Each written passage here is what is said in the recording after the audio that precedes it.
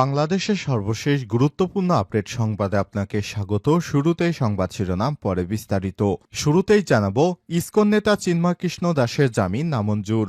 জাতীয় পতাকা অবমাননার অভিযোগে দায়ের করা মামলায় বাংলাদেশ সম্মিলিত সনাতনী জাগরণ জোটের মুখপাত্র ও চট্টগ্রামের হাটহাজারীর পুণ্ডরিক ধামের সাবেক অধ্যক্ষ চিন্ময় কৃষ্ণ দাস ব্রহ্মচারী ৩৮ জামিন নামঞ্জুর করে কারাগারে পাঠানোর নির্দেশ দিয়েছে আদালত। আজ মঙ্গলবার ২৬ নভেম্বর চট্টগ্রাম ৬ষ্ঠ মেট্রোপলিটন ম্যাজিস্ট্রেট কাজী শরীফুল ইসলামের আদালতে এ আদেশ দেন।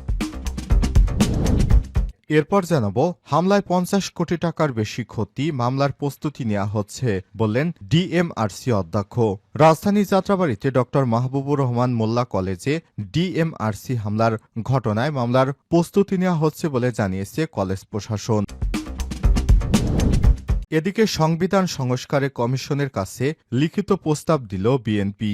সংবিধান সংস্কার কমিশনের কাছে লিখিত প্রস্তাব দিয়েছে আজ ২৬ নভেম্বর বিএনপি নেতা সালাউদ্দিনের নেতৃত্বে ২ সদস্যের প্রতিনিধি দল সেখানে উপস্থিত ছিলেন। এবারে জানাবো, ভারতে মসজিদকে কেন্দ্র করে সংঘর্ষে নিহত ৪ জন মুসলিম, জামাত ইসলামের প্রতিবাদ। ভারতের উত্তরপ্রদেশের রাজ্যে মুঘল আমলের একটি মসজিদের জরিপ পরিচালনাকে কেন্দ্র করে সংঘর্ষের সময় অন্তত ৪ জন মুসলিম নিহত হয়েছে। এই ঘটনায় আহত হয়েছে অন্তত ৫০ জন।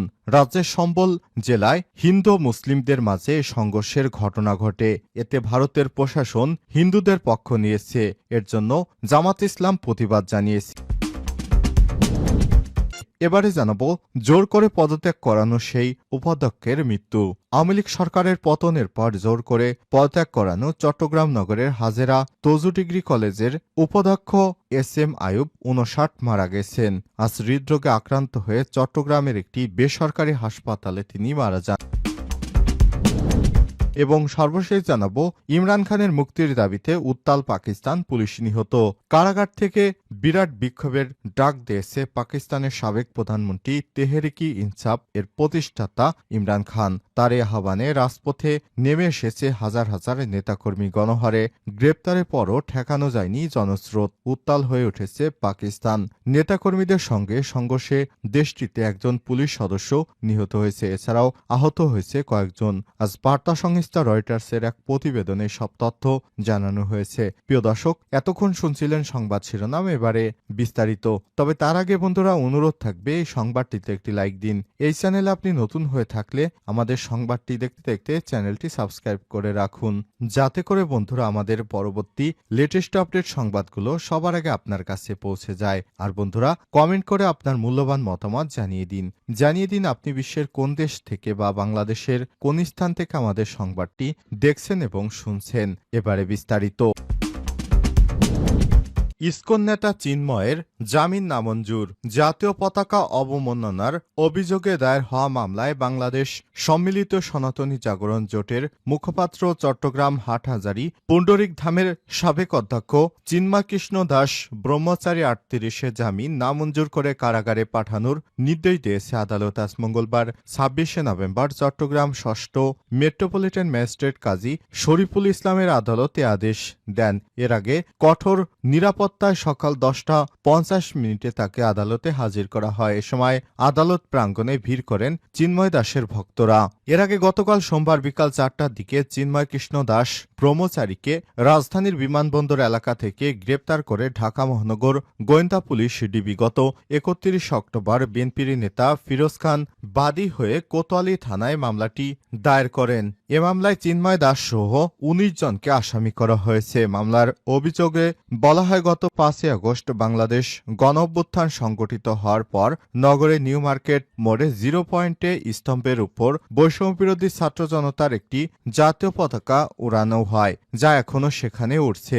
২৫ অক্টোবর বাংলাদেশ সনাতন জাগরণী মঞ্চের উদ্যোগে লালদিঘি মাঠে একটি সমাবেশ হয়। চট্টগ্রাম বিভাগের বিভিন্ন এলাকা থেকে হাজার হাজার মানুষ ওই সমাবেশে যোগ দেন। ওই দিন চন্দন কুমার ধর্ষ ১৯ জন আসামির ইন্ধনে বাকি আসামিরা নিউ মার্কেট মোড়ে 0 পয়েন্টে স্তম্ভ ও আশপাশে বাংলাদেশের জাতীয় পতাকার উপর ধর্মীয় গোষ্ঠী ইসকনের গেরুয়া রঙের ধর্মীয় পতাকা উত্তোলন করে সেখানে স্থাপন উপস্থাপন করে দেয় এ নিয়ে সাধারণ নাগরিকদের ব্যাপক ক্ষোভের সৃষ্টি হয়েছে।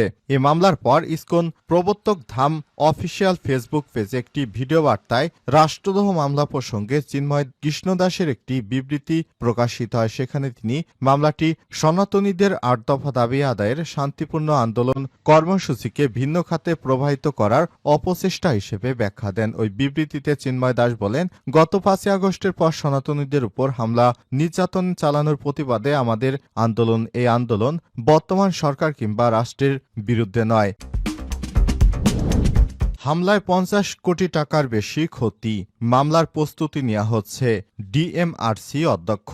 রাজধানীর যাত্রাবাড়ী ডক্টর মাহবুবুর রহমান মোল্লা কলেজে ডিএমআরসি হামলার ঘটনায় মামলার প্রস্তুতি নিচ্ছে কলেজ প্রশাসন। মঙ্গলবার ২৬শে নভেম্বর কলেজটির অধ্যক্ষ ওবায়দুল্লাহ নয়ন এসব তথ্য নিশ্চিত করেছেন। তিনি দাবি করেন, শহীদ সোহরাওয়ার্দী ও কবি নজরুল কলেজের শিক্ষার্থীদের হামলার ঘটনায় ডিএমআরসিতে ৫০ কোটি টাকার বেশি ক্ষয়ক্ষতি হয়েছে। মঙ্গলবার দুপুর ১২টার দিকে শহীদ সোহরাওয়ার্দী কলেজ ও কবি নজরুল কলেজের শত শত শিক্ষার্থী যাত্রাবাড়ী ও ডক্টর মাহবুবুর রহমান মোল্লা কলেজে হামলা ও ভাঙচুর চালায়। এ সময় কলেজটির বিভিন্ন সামগ্রী ও সরঞ্জাম নিয়ে যায় হামলাকারীরা। পরে দুপুর ১টার দিকে মাহবুবুর রহমান মোল্লা কলেজের শিক্ষার্থী ও স্থানীয় জনতা শহীদ সোহরাওয়ার্দী কলেজ ও কবি নজরুলের শিক্ষার্থীদের মধ্যে পাল্টা ধাও সংঘর্ষের ঘটনা ঘটে। এতে রণক্ষেত্রে পরিণত হয় রাজধানীর যাত্রাবাড়ী এলাকা। এই ঘটনায় অনেকেই আহত হয়েছে, তাদের স্থানীয় বিভিন্ন হাসপাতালে নেওয়া হয়েছে। এক পর্যায়ে পরিস্থিতি নিয়ন্ত্রণে ঘটনাস্থলে আসেন পুলিশ, র্যাব সহ সেনাবাহিনীর সদস্যরা। এদিকে এই ঘটনায় আহত ৩৫ জনকে ঢাকা মেডিকেল কলেজ ঢামেক হাসপাতালে নেওয়া হয়েছে। সোমবার বিকাল ৪টা পর্যন্ত তারা ঢামেকের জরুরি বিভাগে চিকিৎসাধীন ছিল। ঢামেক হাসপাতাল পুলিশ ক্যাম্পের পরিদর্শক ইনচার্জ মোহাম্মদ ফারুক বিষয়টি নিশ্চিত করেছেন। এছাড়া সংঘর্ষের ঘটনার পর আইনশৃঙ্খলা পরিস্থিতি নিয়ন্ত্রণে যাত্রাবাড়ী ড্যামরা এলাকায় ৬ প্লাটুন বিজিবি মোতায়েন করা হয়। এছাড়াও এই ঘটনাস্থলে রয়েছে পুলিশ, র্যাব ছাড়াও সেনাবাহিনীর বিশেষ দল। সংবিধান সংস্কার কমিশনের কাছে লিখিত প্রস্তাব দিল বিএনপি। সংবিধান সংস্কার কমিশনের কাছে লিখিত প্রস্তাব দিয়েছে বিএনপি। মঙ্গলবার ২৬শে নভেম্বর জাতীয় সংসদ ভবনে সংস্কার কমিশনের কার্যালয়ে কমিশন প্রধান অধ্যাপক আলী রিয়াজের হাতে এটি তুলে দেয় বিএনপির স্থায়ী কমিটির সদস্য সালাউদ্দিন আহমেদের নেতৃত্বে ২ সদস্যের একটি প্রতিনিধি দল। সংবিধান সংস্কার কমিশন জানায়, তাদের অফিসিয়াল ওয়েবসাইটে এখন পর্যন্ত ৪৭,০০০ সাধারণ মানুষ তাদের প্রস্তাব ও মতামত দিয়েছে। এছাড়াও ২৮টি সংগঠন, ২৩ জন সুশীল সমাজের প্রতিনিধি, ৫ জন সংবিধান বিশেষজ্ঞ, ১০ জন তরুণ চিন্তাবিদদের সঙ্গে মতবিনিময় এবং আলোচনা করেন কমিশন। এছাড়াও কমিশন এখন সবার মতামত যাচাই বাছাই বা বিশ্লেষণ করছে। কমিশন আরও জানায়, পঞ্চদশ সংশোধনী বাতিল চেয়ে তত্ত্বাবধায়ক ব্যবস্থা